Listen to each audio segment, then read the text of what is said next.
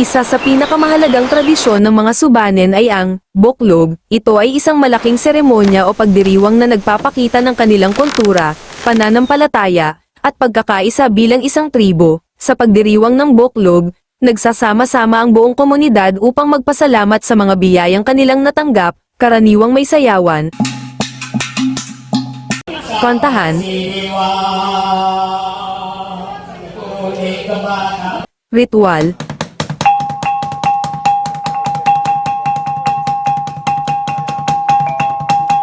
at salo-salo bilang bahagi ng pagdiriwang. Ang seremonyang ito ay hindi lamang simpleng kasiyahan kundi isang banal na tradisyon na ipinapasa mula sa isang henerasyon patungo sa susunod. Ang Boklog ay simbolo ng matibay na samahan ng mga Subanen. Sa pamamagitan nito, naipapakita nila ang kanilang pagmamahal sa kultura at pagpapahalaga sa kanilang mga ninuno. Hanggang sa kasalukuyan, patuloy pa ring isinasagawa ng ilang komunidad ng Subanen ang Boklog upang mapanatiling buhay ang kanilang tradisyon at pagkakakilanlan bilang katutubong mamamayan ng Mindanao.